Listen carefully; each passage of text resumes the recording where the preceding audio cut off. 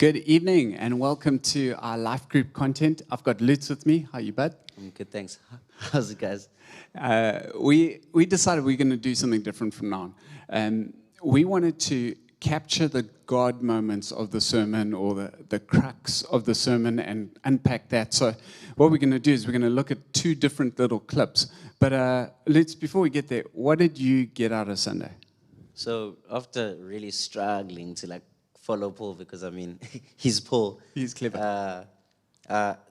Just when he zoomed in on, there's a part where he goes really hard after character and habits. And I think those two things, when I really internalize them, have become something that I've had to let sit in my heart and work on since he spoke about them. Yeah, so that's the two main things that stood out for me. Yeah, I think for me it was, Ross, there's some habits you need to shift.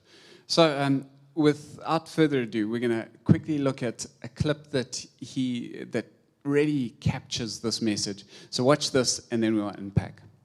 It's a part of my life I've had on autopilot. It's a part of my life I've just been trusting to dumb luck or the goodness of God will just sort itself out. And it's a part of your life that hurts you more than you had any idea it does. It's a part of your life that influences much more of how your day goes and how your relationships go and how your work goes than you dared dream. And if you were to really take seriously the impact of this part of your life on how much you enjoy your life, I think we might stop letting it just go with the flow as much as it does. And 2020, I think, proved to us that we've been leaving this area unattended for long enough now. And it's your character. It's the area of your character, the content of your character. See, I think this is the opposite of salvation. If salvation is fully on the end of the spectrum, which is that you do not have to make yourself worthy, there is nothing you can do or add to your salvation, it is a totally trust God end of the spectrum. I think the quality and content of your character is as far on the opposite end of the spectrum as is possible. That this is an area of sowing and reaping like no other area of your life. This is an area where the efforts you make and the steps you take are equal to the amount of fruit you're going to see. Hey, God can step in, do miraculous stuff. There can be a 30, 50, 100-fold harvest on what you put in. But again, I'm no mathematician, but if I put zero effort into this area, I'm going to see zero fruit, no matter how much God was ready to douse it with rain and make it come alive when I started to do stuff there. The area of your character. What's a character? Character is simply what's left. This is going to be quite good, right? So you might want to listen to this, but character is all that's left when you've made a decision enough times that it's no longer something you choose, it's just something you are. And that's the part that I was talking about. From there, he just really zooms in on character. And Paul being Paul, like I said, is super clever. After I got past the offense, because it was a little bit like, what, there's something that's the opposite of salvation. There's something that I have to do and physically work on. After I got past that and I actually wait, he's actually right. Yeah. I've got a choice in my character. I get to choose consistently. And he also goes this is going to be good.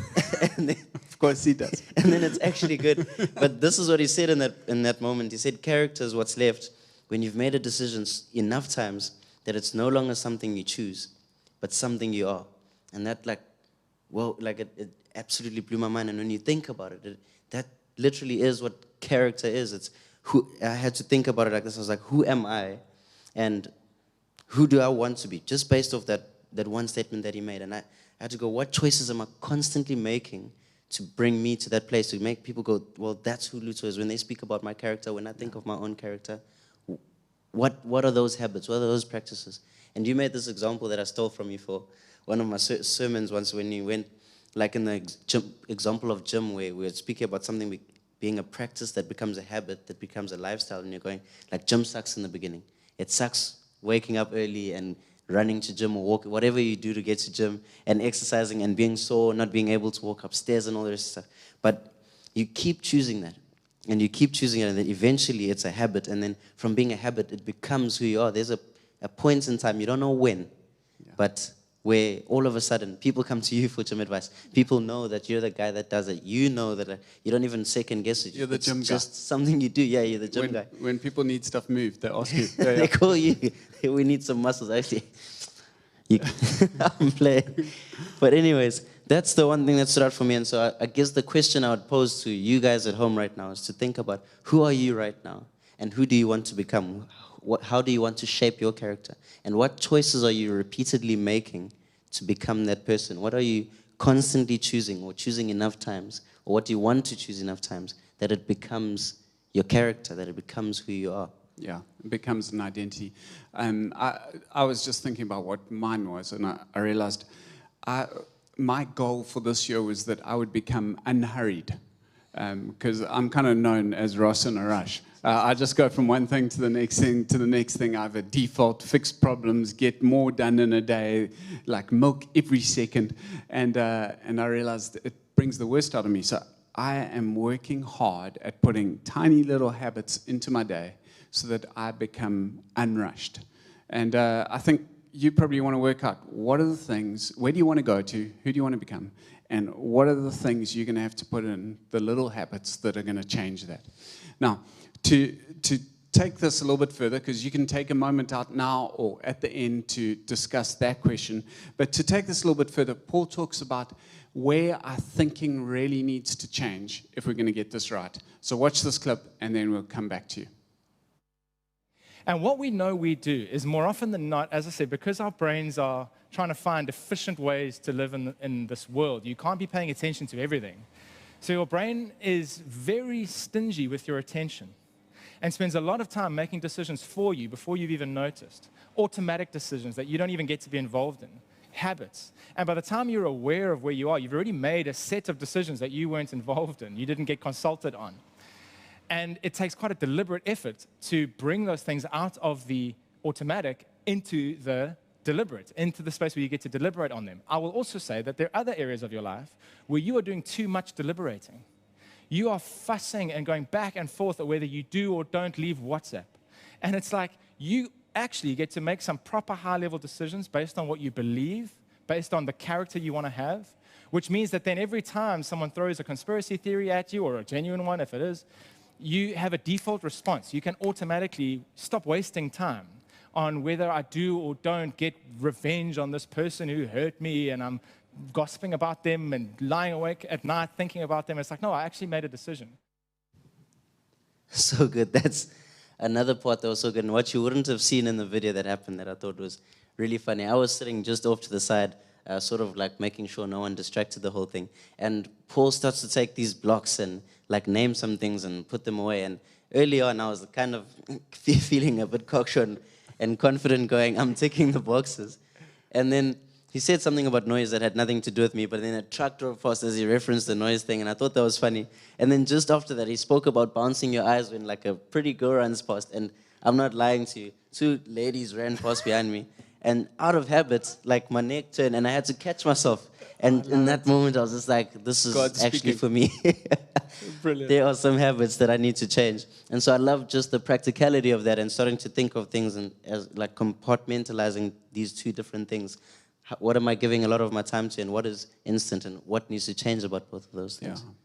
Yeah, I think what's brilliant about this is if you think about most of your character issues that cause pain in you and others, it's automatic. It's like it just happens because you've done it so many times. And what Paul was saying is you need to take some of that automatic and turn it into, before I act, I think.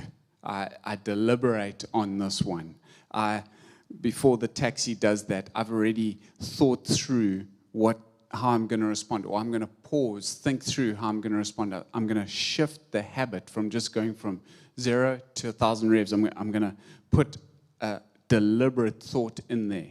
Because I think so many if I look at my rushing Ross problem, I know that if I put thought between one problem and the next problem and how much time I got in the day, I will have to force that out. I have to slow stuff down. There's stuff we do automatically that actually needs a lot of thought. And I think in the journey of I want to become like this, you're going to have to deal with the automatic a lot.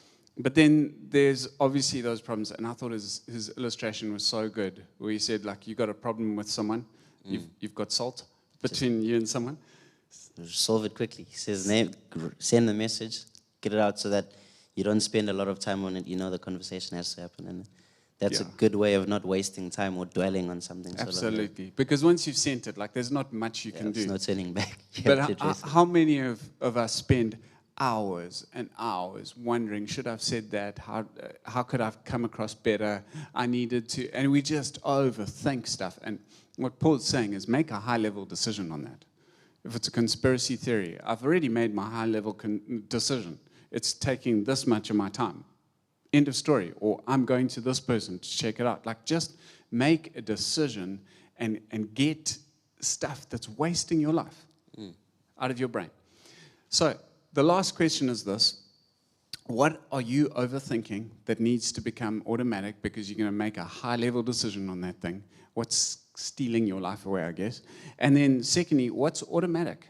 What's just the white light just comes, the picking up my phone just comes, what's the habit that's actually robbing from your life that you need to pause and be deliberate on? And whilst you're thinking through those questions, you're talking about that, I just want to reiterate. The grace of God is there to break habits. I think Grant said it so well. He said, grace is not opposed to effort, but it is opposed to earning. You can't earn your salvation, but man, you start taking steps towards character and grace floods through.